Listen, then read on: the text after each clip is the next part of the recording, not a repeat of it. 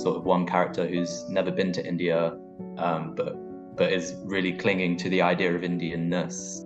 Whereas her sister, who's been growing up in almost the exact same way, has gone completely the other direction, where she couldn't care less. It's the space between people that interests me rather than the people themselves. How a character performs their self in different situations. So it's always a fun challenge to find a character who I think as far away from me as possible. Favorite character? That is fun. It's like picking between children.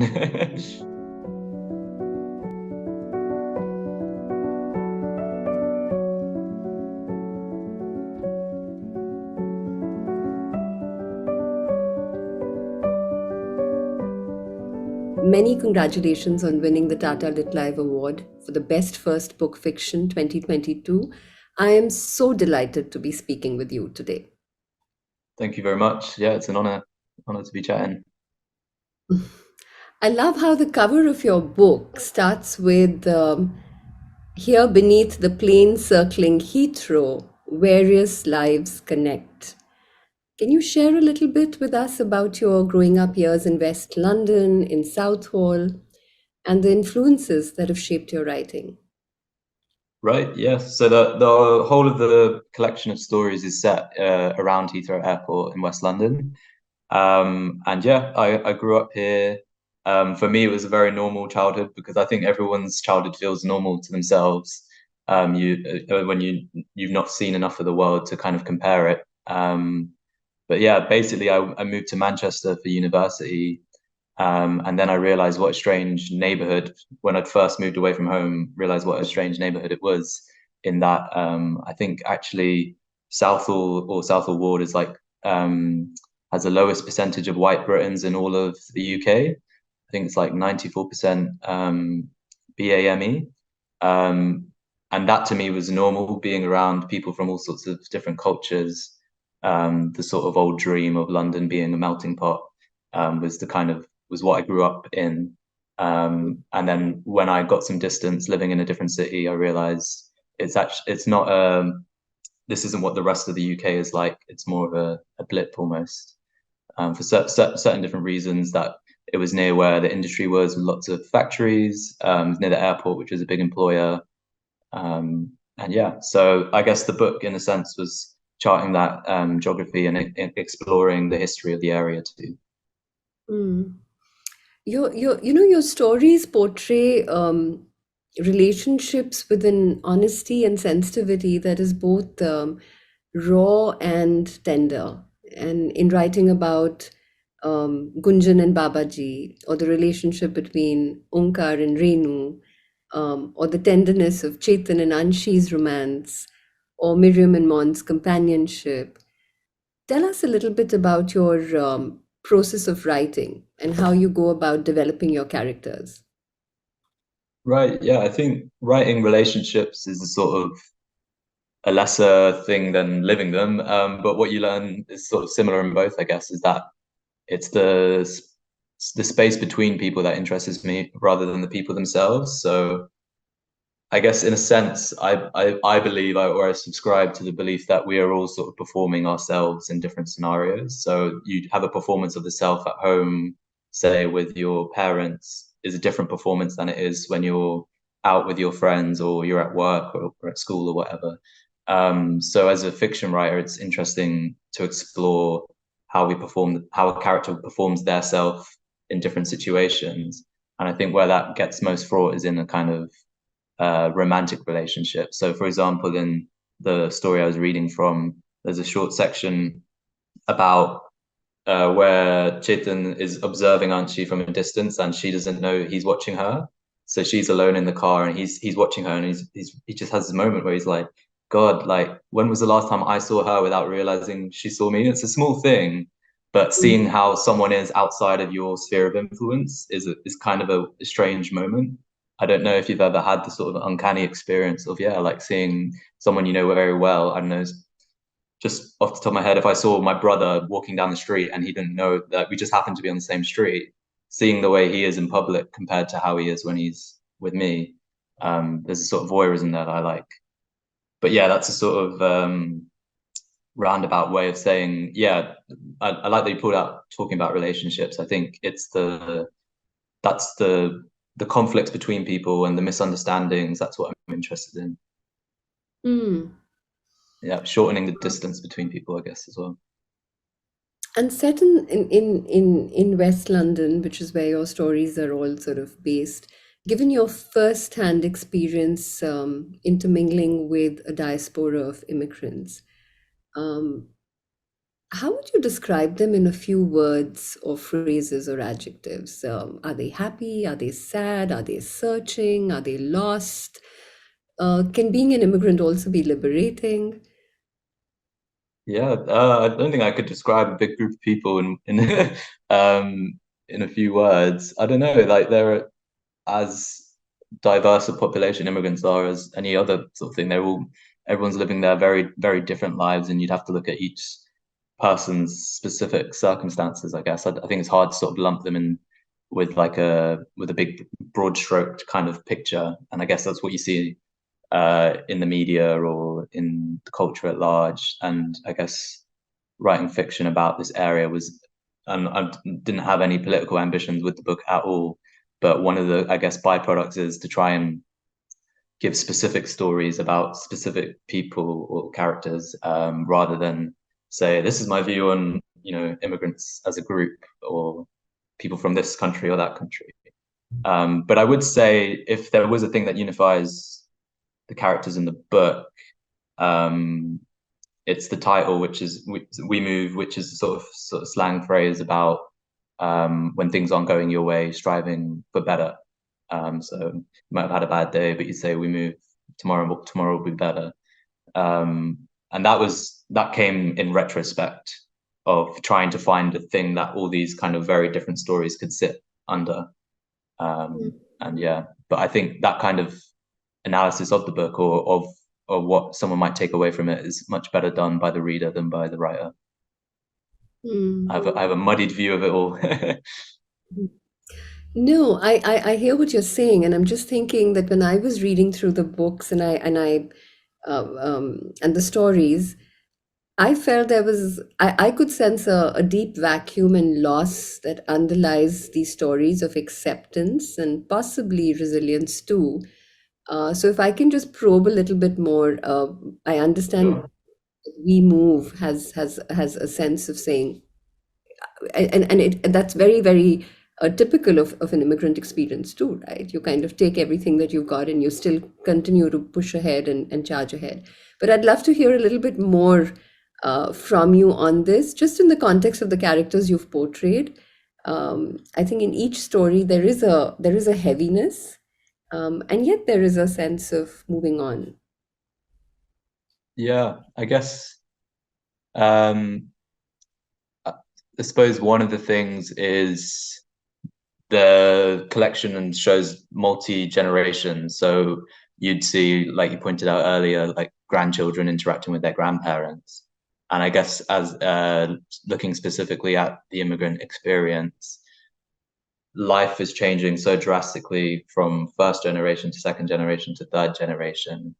Whereas perhaps if you were very rooted in a specific community, if I don't know, you ran the butcher shop and then your dad ran that butcher shop and his dad and his dad and his dad, then you would have a sort of sense of, I don't know, stability, but also stasis.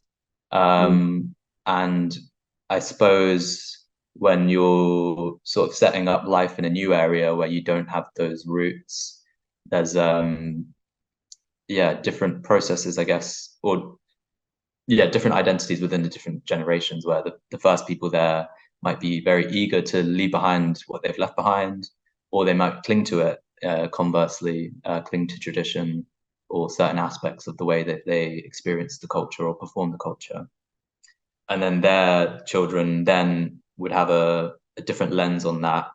Perhaps, I believe there's a sort of pendulum swing in history. It can be seen on generational level where often the children are trying to sort of go opposite to where the way their parents were. If you have very strict traditional parents, then maybe the child will want to perform against that, but then maybe their child will in the third generation look back to all the things that maybe their parents had lost from changing. And yeah, there's a bit of that in the book where there's sort of one character who's never been to India, but is really clinging to the idea of Indianness, and is obviously a very warped picture of that.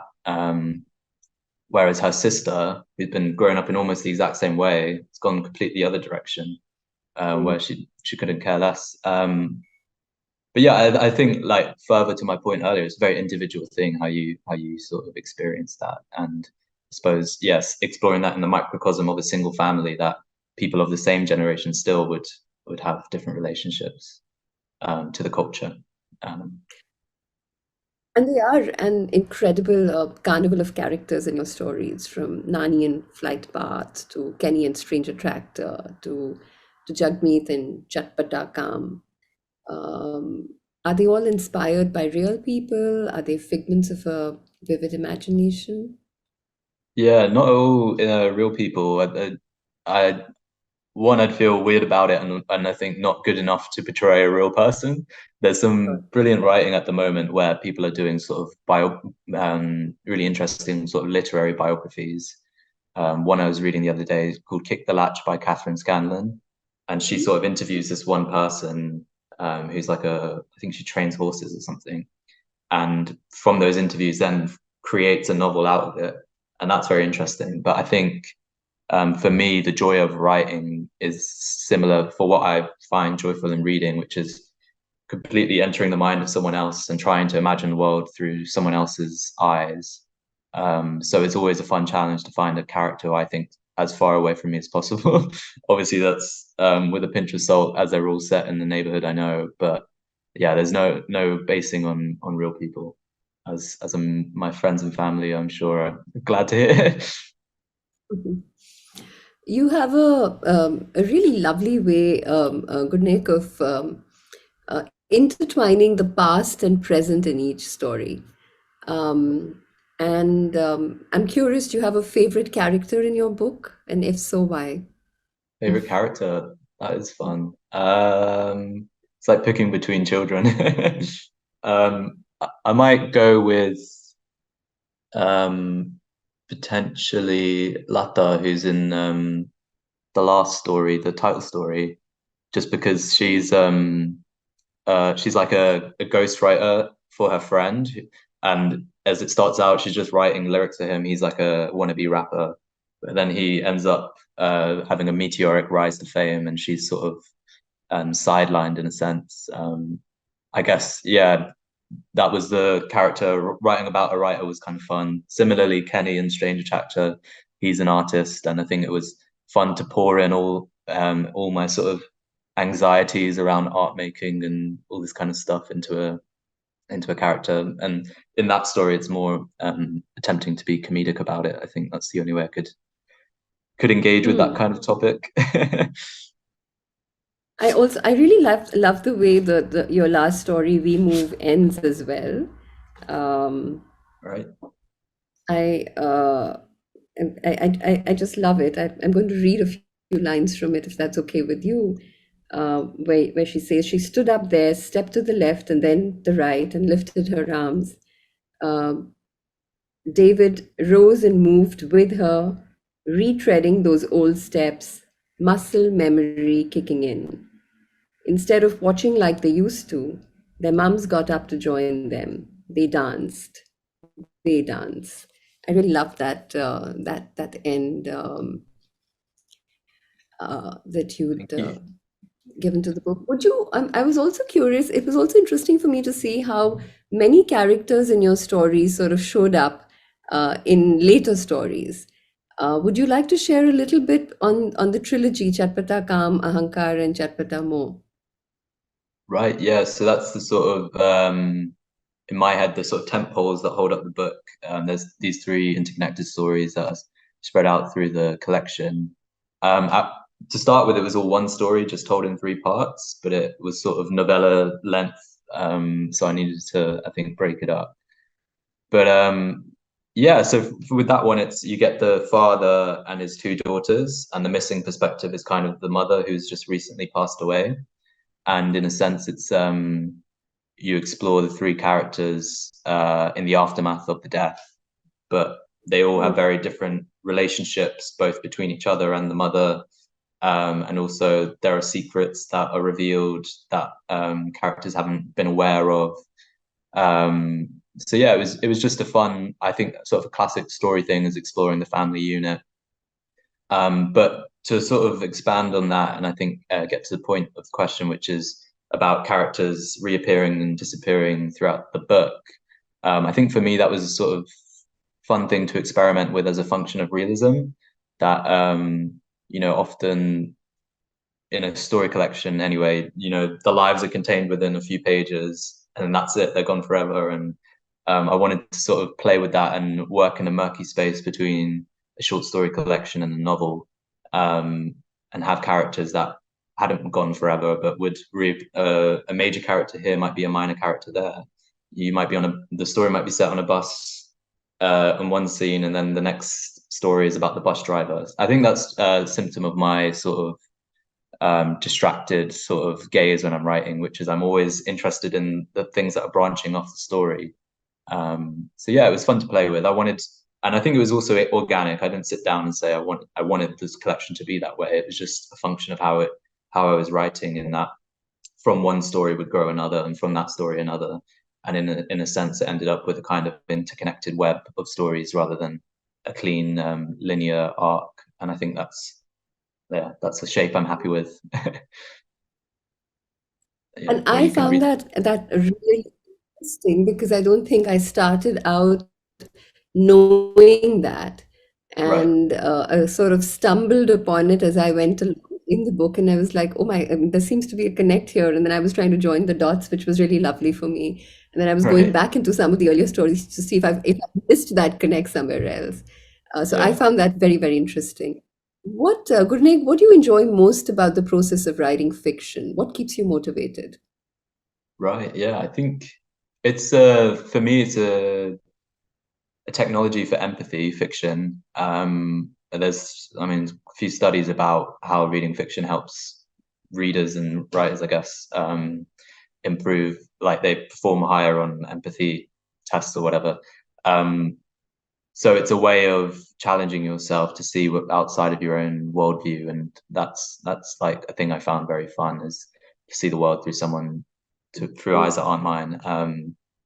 So I think that's always fun, of when you find a character and they start to feel more and more real, and then you start to see the world through the way they would react with it rather than the way you would yourself. Um, that's always fun, but I don't know. I think it's hard work in that you are just sitting at a laptop screen for many hours a day, just and it doesn't always work and it doesn't always flow and all this kind of stuff. But of all the things that you could be doing in the evenings or in the mornings before work, it's quite nice. Yeah. I think, I'm yeah, actually I'm curious because you're all of 25. Do you have a specific writing routine or a process? What's a typical I w writing day for you? yeah, I wish it's sort of fallen apart recently. Recently, but when I was working on this book, there was a period where it was like really like, I don't know, almost regimented and militant. That I'd sort of wake up, I'd do half an hour before work, and then at one point I was working through lunch breaks too on this, and then I would do a couple hours after work and then have dinner. So it was fitting it into the life, because, or around your life, because you did, like, I don't have the, I guess, the privilege of having like a whole 9 to 5 to spend on it, and then yeah, Mhm. weekends. But no, I think it's more finding what works on a given day rather than a sort of routine that works for me, because I'm a bit too scattered. Yeah, but Okay. I would love tips if anyone has them of of a good routine. I'm always eager to hear. Okay. Would you like to read a little bit more from your book? Is there any other story that you'd like to just touch upon or share a little bit about? Sure, yeah. I guess, well, I could talk about the bit that you read from in the title story. I think I had that actual last line for quite a while, Mm-hmm. of the switch from "we danced" in the past tense to "we dance." in the present. And I always, for me, writing this story or reading one that works well is like going on a dive. You start on the surface, you kind of go down into the depths and you explore something new, and it sort of changes you in a certain way. And then there's that sudden rising back to the surface, that feeling of acceleration at the end. And then you'll return back to where you were at the start, in your chair reading the book or on the surface of the water. But something, just a little thing has sort of switched. And for me, in terms of close reading, that ending that you read, it was there's obviously the movement that's happening in the room, but that movement from past tense to present was the kind of acceleration that I wanted, and wanted that uplifting feeling almost on the syntactical level for the reader. So yeah, it's nice that you pulled out that section. Um, Lovely. That sounds interesting. I'm curious, is there, when you went through the research that you did for this book, could you share any three pieces of interesting trivia that you discovered along the way? Yeah, trivia maybe not so much, just in the fact that it's fiction, but things I did definitely learn a lot of stuff about my neighborhood that I wouldn't have maybe known. For example, across the road from my BBG's house, there's a pub, and I don't know, it was just always seemed a pub to me like nothing interesting.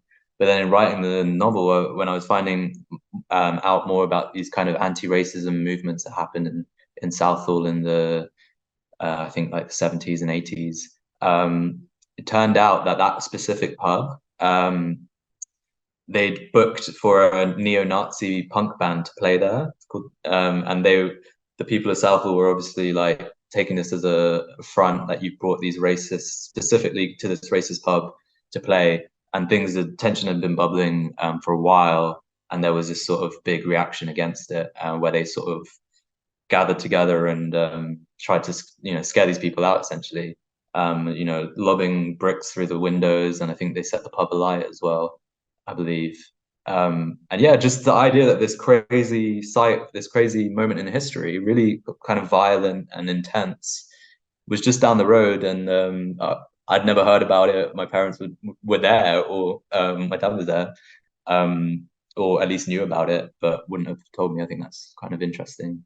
And yeah, similarly, I think it's hard to find the fun parts. They're normally quite sad parts that I find out. The other one was the that at Heathrow Airport they carried out virginity tests on women for a short period, basically because there would be, I guess, women from different countries coming to the UK, and they would say that they are here to get married. They've, as often happens, they've arranged to get married from a different country and will move here. But then the authorities were sort of, I guess, thinking, oh, they're faking it.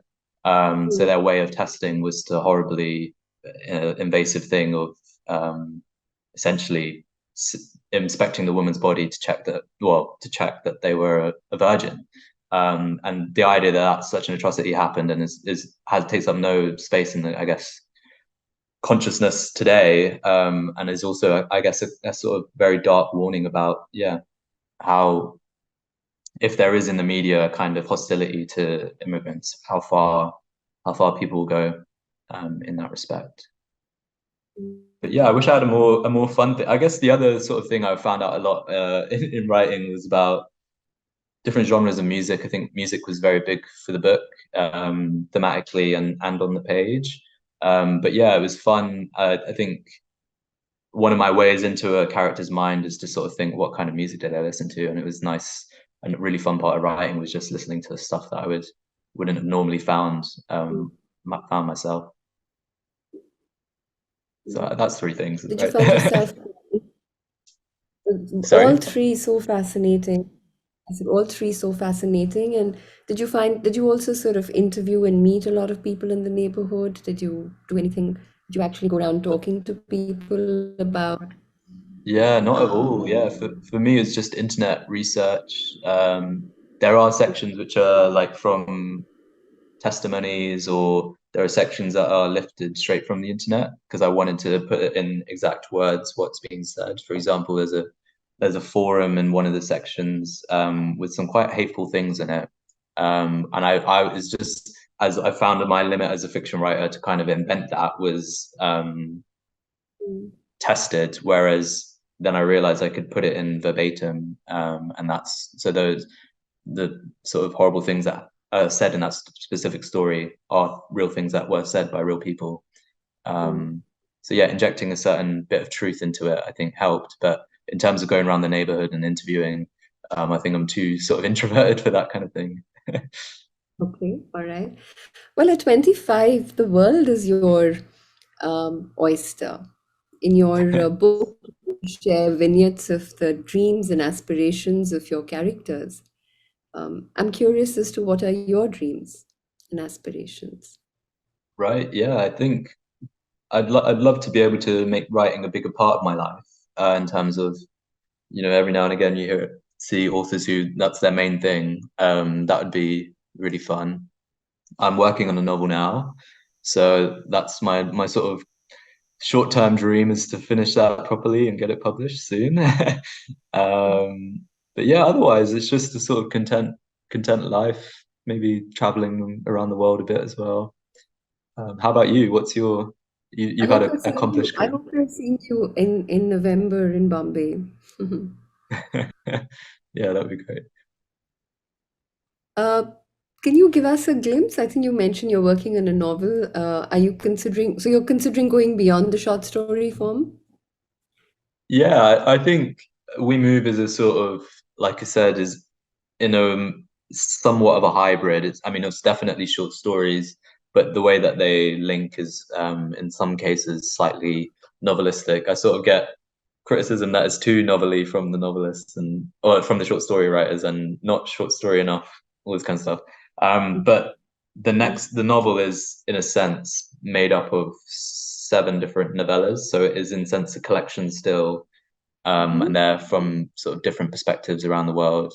Um, I could tell you a little bit about what it's about. It's about the Sarasvati River being brought back to life in modern day India, and it sort of charts um, as a background plot the sort of big engineering project to bring this to life, and also all sorts of ramifications that happen as a result, and seven different interconnected lives that sort of meander around the river in a sense. So it's a big river book. There's a long tradition of river books. Okay, that's lovely. That sounds really interesting. Um, I'm curious, Gurnaik, do you have a favorite quote or a person or an author or a book or lines that you find yourself going back to frequently?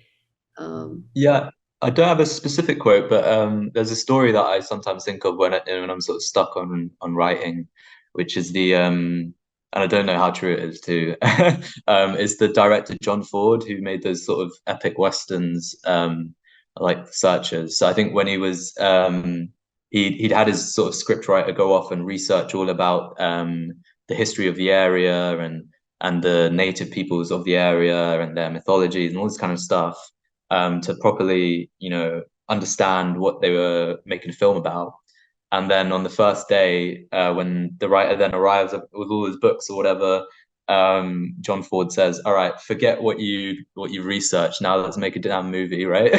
And I think there's an element in that, sort of to learn from as a novelist is we can do all this research and we can try and make it as realistic as possible. But at the end of the day, you got to make the movie that people like.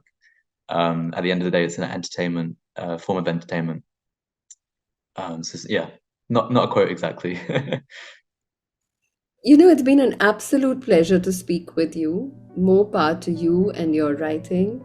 Um, Likewise. thank you. Thank you for this, Gurnaik. Thank you very much. Thank you.